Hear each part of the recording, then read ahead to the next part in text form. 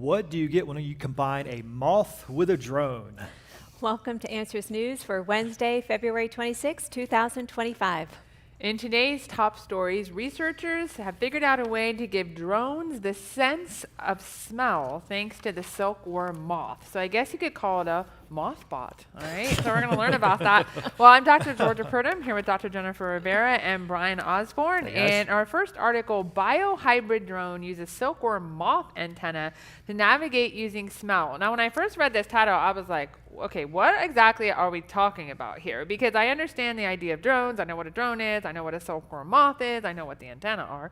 But how does all that work together in one thing? And so just to give you kind of an idea of what we're talking about here before we get into the specifics. So this picture from the article, I think, illustrates it kind of well. So you can see the silkworm moth there up in the corner, and you see a little pair of scissors, all right? So they're going to cut the antenna off, all right? And then what they do in that next picture, and I circled it here, they literally take the antenna and they attach it to what's called an EAG device that can, and so the antenna are detecting smells, and so when it detects smells, it basically somehow works together with this machinery to relay that, and so it can know that it has detected a certain smell, and they attach what you're seeing there with the little antenna to a drone. So it's kind of inside that gray box that you see there to protect it, and they use that to basically, because it's better than visual detection systems and stuff, because moths can smell stuff from like very long distances. Well, also in certain settings where drones are dependent on light sensors. If it's low light or dusk or smoky, it helps with that as well. Yeah, so it's a really cool technology with a lot of different applications. Yeah, I mean, God designed insects with this amazing ability, and I was telling a little bit, we use these in forensic science, you know, blowflies can actually smell something decomposing 7 kilometers away. I'm glad I can't do that. That would be gross. But I was like, there's so many potential benefits from, you know, using what God placed in creation. That's right. And just the ability that they were, I mean, if you think about cutting off the antenna and having the technology to now communicate with that is truly amazing. It's pretty fascinating, too. They didn't make a replacement for the antenna. They didn't try to look at the antenna, break it down. How does it work, and make their own version of it? They couldn't. It was so complex. They just took it and then repurposed the antenna, which shows how amazing our God is in his design for what he's using there. But for clarification, Georgia, this is not a cyborg, correct? No, this is not a cyborg or anything like that. You know, I think a lot of times, we're Star Trek people, so we think of Borg, right? You know, when we see something like this, which is a combination of biological with technological or robot types of devices. And so this is not an example of that. And there's nothing wrong. I have a cochlear implant right now, and so it's basically using electronic information that's combining with my ear to help me hear, right? And those are cool technologies that we can utilize. And like say, this one has a lot of really good applications, because like if you think about people, let's say you have an earthquake and you've got people that are buried, how do you find them? You can't see them, right? So they're giving off odors, and so that may be one way that we can use these bots, so to speak, these drones, to be able to find those individuals. And you had a good use of it for forensic science. Jennifer's a forensic scientist. Yeah, that's what I was saying. If they could design it so that it could detect decomposition, it could really, you know, just reduce the time frame sometime it takes when you're doing searches or trying to find somebody that you know is missing. It's just pretty cool. And I think an important point too, you were saying, Bryan, is they had to put a box around the antenna though, didn't they? So it's why do you think they had to do that? Because well, it's amazing. You look at the original moth, and it's amazingly complex. It's also beautiful. It's fun to look at, different colors. And so God made it not only functional, but also pleasing to look at, pleasing to the eye. Whereas when they made their version of the drone, they took the antenna, chopped it off, put it in a box to protect it, because they don't want to degrade too quickly, so you still use its functionality, and then it looks all clunky. And I'm glad it works, and I'm sure they'll fine-tune it as they go. My simple point is God is so amazing as an engineer and a designer to make it both functional and beautiful at the same time. And I so appreciate the article because if you watch this show at all, so much of what we read, they'll do something like this and then say, oh, look, evolution is such a great designer.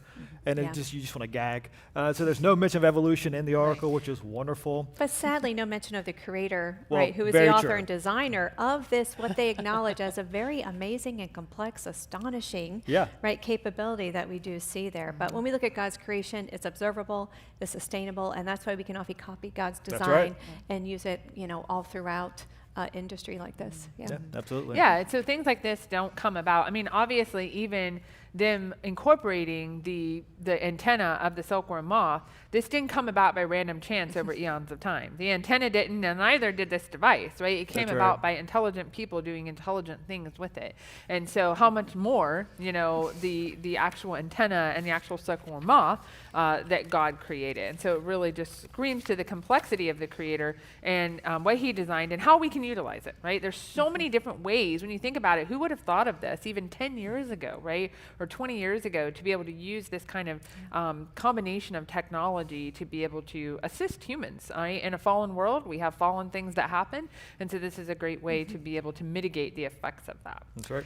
All right, 74-year-old pro-lifer arrested in Scotland for violating abortion buffer zone law during silent vigil. So this is happened in some of the European countries like Scotland, I think in the UK as well, where they have what are called buffer zones outside of abortion clinics, basically. So you cannot, in that buffer zone, do anything, basically, that would somehow prohibit women from going in and having an abortion.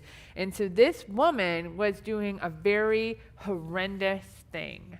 She was silently praying. Silently praying in the buffer zone. And just holding up a sign, right? And the sign didn't even have the word abortion on it, right? All it said was, what did the sign say? It was, coercion is a crime. Yeah. She just says, here to talk only if you want, right? So if someone wanted to come talk to her, she was willing. But that's all her sign said. I mean, I didn't know we had the technology to read somebody's mind. So evidently they do. They can read her mind and know that she was praying about abortion or purposely trying to distract those or distress those who are going to have an abortion in this particular clinic. It is so sad, and it's interesting, the response. So the person who came up with the law was so glad this lady got arrested for sitting there quietly holding this sign. The lady said this, that the protests, like this lady who got arrested, taking place outside of this facility are utterly shameful. And I am grateful for the police of Scotland for acting so quickly. So you go on to say, this kind of intimidation has no place in a modern progressive Scotland. Everybody deserves to have access to health care without harassment. And so it's amazing. She calls what the woman's doing there, holding the sign. She calls that intimidation. She says it is harassment. And ironically, the woman holding the sign is one who's being intimidated. She is being harassed. And really what they're pushing is a whole ideology kind of rooted in a Marxist philosophy. And Marx said this, that when we want to push the Marxist revolution, here's what you do. You accuse your opponents of what you're doing as you're doing it to cause confusion and then to accomplish your revolution. We see it happening right here. Is a great example of this. But truly, they're pushing ideology and they're trying to oppress and intimidate anyone else who has a different view. They want you to be quiet and just embrace their thinking. If you think about all these women who are going in, and if they feel distress as they're walking in because these, pro-life people are outside, well, why are they feeling that distress? It's because the law of God is written on our heart and you cannot suppress it, right? They try to, but by very walking in, they're going to feel that tug on their heart that That's so true. I do have a human life inside of me, right? I do have something of tremendous value. And it's, I think it just, that call, that conviction that we see is very present there. And it says, that basically the law says you cannot, the law prohibits behavior considered likely to influence someone's private decision. And I thought, okay, so then are the abortion clinics not allowed to advertise and not allowed to tell about what their services are for? Because that might be influencing someone's private decision. And again, like Bryan was saying, I guarantee they're able to have the freedoms to do whatever they want, but yet if you speak against it, you're not. And they even have something where they have distributed letters. So what if you have a house in the buffer zone? What if you have a house in that zone that's outside of that clinic? Well, supposedly, and LifeSite, who we took this article from, has a screenshot of one of the letters that said, Activities in a private place, such as a house, within the area between the premises, the abortion clinic, and the boundary of a zone could be an offense if they are seen or heard within the zone and are done intentionally or recklessly. So in other words, if you were to say a prayer, let's say out loud, in your home, and it's heard, you could be arrested for violation of this law. Now that is when I read this, I just think thought police, right? I mean, this is exactly what this is, and it's never reckless to pray for the unborn. It's never reckless, right? We should be intentional, and if that's deemed reckless, then so be it. Because I give this woman a lot of credit. Here she is, a 74-year-old grandma, right? Yeah. And they're arresting her. They're deeming her dangerous. And yet she's still doing it, right? She's standing up for life because that's the most important thing. So it's so thankful that we do see people like this who are going to be unashamed and be bold, and that's just really what we're all going to have to do as we continue to just, push against the abortion agenda. I think it's a good reminder, too, for us as Christians here in the States, while we still have freedom to speak, at least in most cases, we should use that while we can in the way we have it. And so be willing, be bold, have answers to the common questions on this issue, got a lot of resources to help with that, but be ready to give an answer and give it in love and truth, and let God use you to influence those to pull them away from death and towards life. I mean, her testimony is so much greater because it was done so quietly and humbly. Imagine if she was out there with anger and violence, right? That's never a proper way to do this, but I think that was just screams so much louder, the way that she did it. Yeah, it's great that she's doing that. All right, a single protein may have helped shape the emergence of spoken language. All right, so this is one of those clickbait titles. Because as I started reading the article, even just looking at it, language obviously is very complex. And there's not going to be one gene. I'm a geneticist, but there's not going to be one gene. There's never one gene, involved in things. There's always lots of genes. Genes have the instructions on how to make proteins, right, that make up our bodies. And so it's a little bit of a clickbait title, but the gist of it basically is they found a gene called NOVA1, and what they found is that most mammals, other than humans are mammals biologically speaking, but they found that in mammals there's one place in the gene that is different from what is in humans. Humans are distinct in having this particular base or this particular amino acid that's different, and they make up proteins in humans than it is in all other mammals. And they found that it's also not found in what people that are called Neanderthals or Denisovans. Now, those are fully fledged human beings. They just happen to look a little different than Homo sapiens or modern humans that we have today, but they're fully human, and there's lots of evidence to indicate that. But they say, well, they don't have the variation that humans have, so maybe their speech, maybe that just shows how they were kind of evolving this speech. They hadn't evolved the ability to do it yet. Yeah. But there's a lot of problems with, I think, that idea. Yeah, I mean, and human language is extremely complex. You have to be able, as humans, we actually will, in our speech patterns, have 3 to 8 combinations of consonants and vowels within a second in human language. And there's no other living thing out there that can have that complexity in language. Is that why talking can be so hard? Yes, talking can be so hard. And then what's interesting is, and we'll let Bryan talk about it, is what they did with the mice. Because what they're trying to do then is take this particular gene, they're trying to insert it, into mice and say, okay, well, what changes, do we see, Is there a recognizable change? Are the mice able to talk? That's the question, Bryan. they can't talk like we talk. They squeak, and they squeak a little differently with the gene put in place, which is interesting. How do you measure the squeaks? So that's what I want to know. I personally want to know how at this pitch, at this cadence, at this length. Does that mean they're hungry and going out back for dinner? I don't know how that works or what's going on there. So they're trying to measure the squeaks, and there was a change. And granted, if you take a gene and replace it in a creature, it's going to cause changes. Now we don't know if that's good or bad. What is the net worth of that? We don't really know. And I want to go back very quickly to the very beginning of the article. It says this: the origins of human language remain mysterious. And indeed they do. Yeah. It's very intriguing. If you read evolutionary guesses about the origin of complex human speech, they're all over the map. They have no good explanation. Why? Because it's amazingly complex. It's like it needs a divine designer to put it in place, because it does. And so it's an amazing confirmation of that. And also, they're going to say this: are we the only animals truly capable of complex speech? And the answer is Yes. Yes. It's interesting, if you watch sports at all, a lot of athletes today will say, if they're really good at what they do, they'll say, I'm just built different. Like, I'm just built, I can do stuff at a higher level. And they're being braggadocious in some cases, but in reality, dear friends, as human beings, we are built different than the rest of the animal kingdom. Yes, we can do things differently and better at different levels. Why? Because we're made in the image of the living God, according to Adam God's and Eve word. were designed to fully communicate, They, right? from the moment beginning, of creation. right? Yep. Yeah. And so we are built different, and we praise God for that. And they're trying to explain this from an evolutionary perspective. That's why their guesses are so ridiculous, ultimately. Right, because we do know the origin of human language. God designed us with that. We know why there's multiple languages because of the event, the Tower of Babel in Genesis 11, when God confused their languages, and so that's why we have different languages today. Right. Evolution has a really hard time explaining that.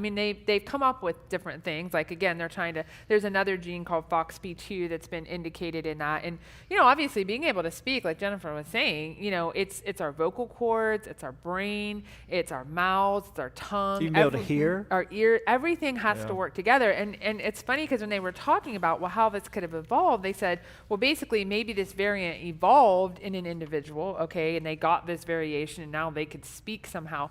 But I'm thinking, okay, but if no one else is doing that, then how does that help them communicate? If you can't hear it and understand it properly, then how does that work from an evolutionary standpoint? And with evolution, you don't just select for particular genes. You select a whole organism, right? We're one package, so to speak.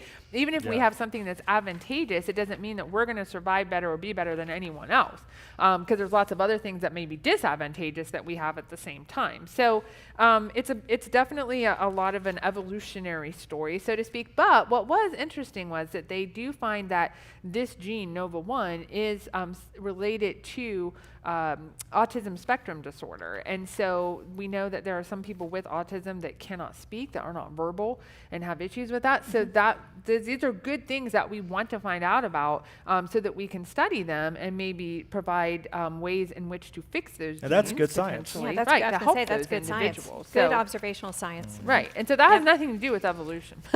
That's just good observational science that we observe, we see, we try to study and understand and help people in this world. Okay, evolving intelligent life took billions of years, but it may not have been as unlikely as many scientists predicted. Okay, so this was an interesting article that I just kept going in circles, I felt like, a lot of times. But basically so they have a hard time. So scientists are like, if life evolved by random chance over eons of time, life is so complex that you need more time, right? So how do you get more time, right? They think the universe is only about 15 billion years old. Earth is only 4.6 billion years old. So is the sun, maybe a little bit older, but not much. So how do you do it, right? So they say three choices. So I'm going to name these three choices, and then Jennifer or Bryan can. So 3 choices. Basically, intelligent life, like humans, generally arises very quickly on planets, geologically speaking, maybe just millions of years. And another, it typically arises in about the time it took on Earth, which is billions of years. And the last one, he imagined the Earth was lucky. Ordinarily, it would take much longer, but Earth just got lucky. That's the explanation. That's the observational science he's saying. Yeah. Yeah, but we And know which it's not one did he observational science. choose of those 3? I'm going to go with D, none of the above. Yeah. Well, it is none of the above, but they think Right, That's but right. right. the Earth got lucky. That's the explanation. More or less. That's right? the answer. Yeah, and so it's amazing as you go through this article. It is a lot of imagination. It is a lot of storytelling. And I think even like one of the first lines kind of sets the stage for the rest of the article. They say this, a direct quote, "But as experts on the entangled history of life of our planet, we propose," and they go on to what Dr. Purdom just said. And so they are self-identifying as experts of the history of this planet. My question to them is, were you there at the origin of all things? Were you there at the origin of the universe, of the earth? No, they weren't. But guys, we know someone who was there, who told us what he did in his word. that history in God's Word is the right foundational outlook to understand the world we're looking at today. But they don't have that, so they're left with really bad guesses rooted in secular philosophy that lead them totally astray. And so they're going along and they're trying to figure out, okay, which one of these views best explains it in their minds. And they're looking at how the earth could be affected by the sun and its phases, where it gets hotter over time. And so, long story made short, they think that basically maybe what happened is the earth warmed at a particular way. It changed the surface conditions of the earth to make it more habitable for life, and that is the reason life evolved at the rate it evolved here. But it could evolve at different time rates in different places based on different conditions, so we don't know. But ultimately, they conclude that really, maybe, it's really possible. By the way, the words maybe, possibly, might are all over the place in this article. But maybe it explains how life could evolve other places, and really life evolving isn't that big of a deal, and it's not that big of a deal either. And so basically they're arguing that evolution can explain life. We don't need the Bible, we don't need God, and that's really what it gets to ultimately about every single time with these sorts of articles. Which is completely unobservable, right? Nothing Utterly has ever been observed. It's unobservable. all just conjecture and their ideas as they talk about this.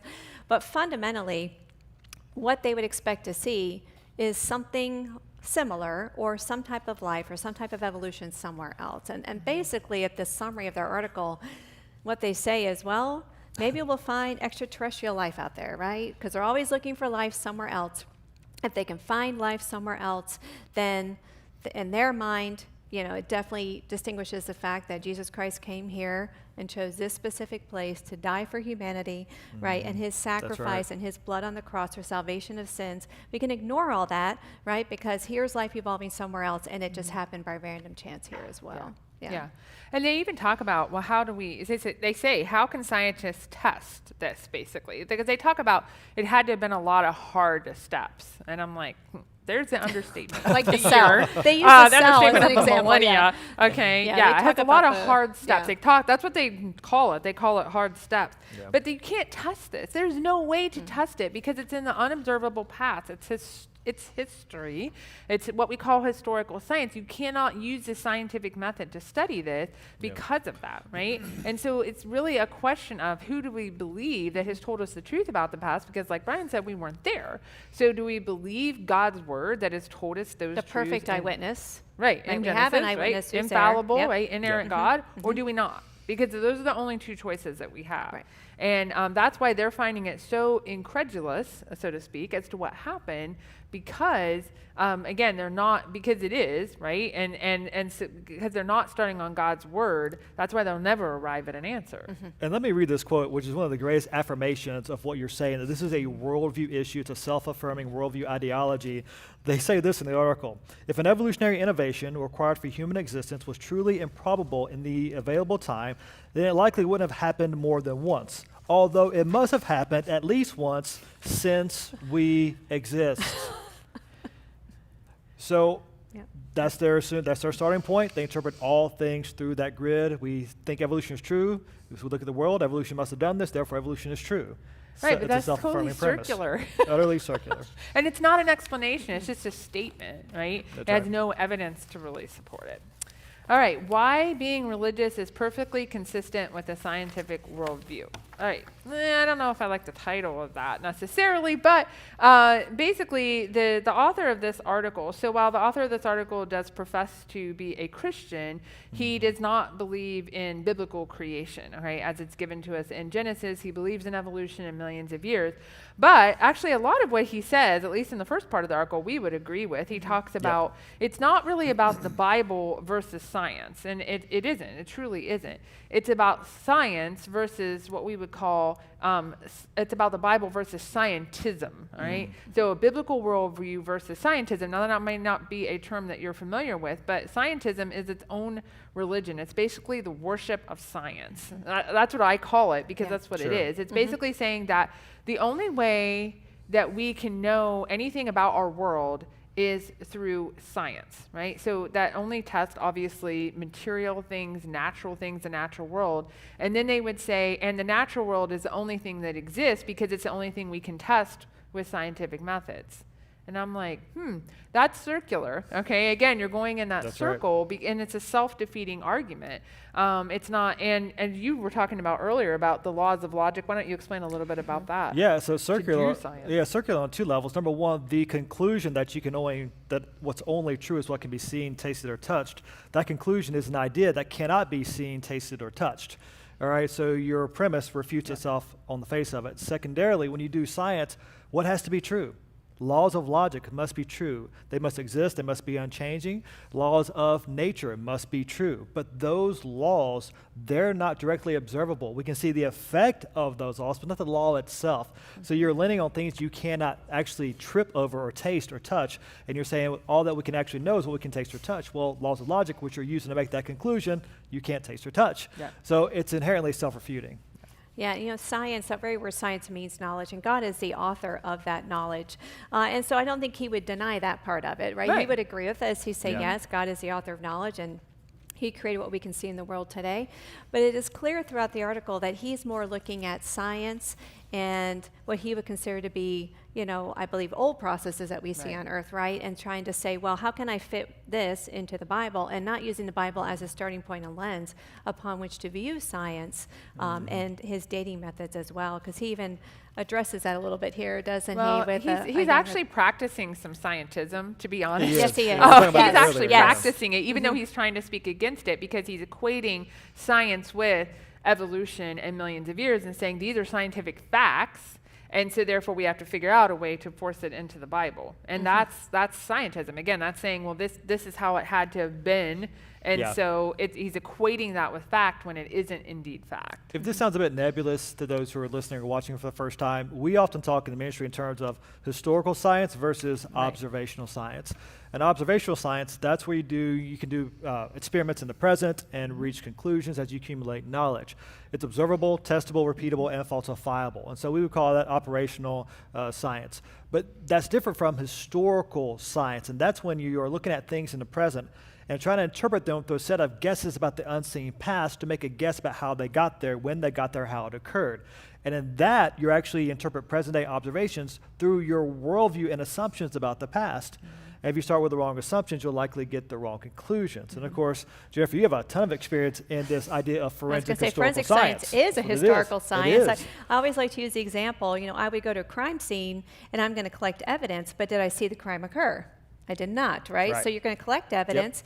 You're going to use observational science to process that evidence, but then you're going to present it to a jury who did not see that crime occur, and you may have the jury say, oh, that suspect's guilty. The other half's going to say not guilty, because their assumptions and their bias and their interpretations of the evidence all come into play in their decision.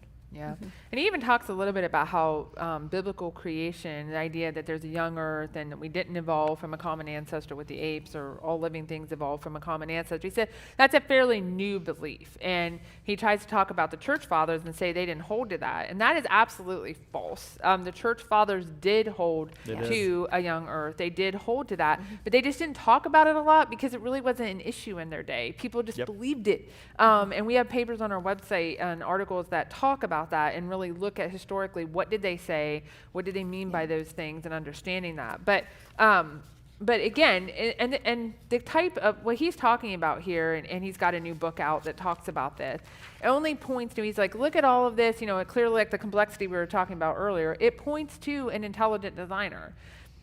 Okay, but that's not going to save you, right? That doesn't redeem you, right? Only Jesus Christ can do that. And for that, you need more than just what we call general revelation, which is looking at all of this in biology and the earth and things like that. You need special revelation, right? You need the Bible to know the truth about the past, and the truth not only about a creator, but also a redeemer. So it's just a reminder that we need to think about these things a little more and not just accept some of these ideas as fact, but think about the interpretation behind that. What's the underlying premise?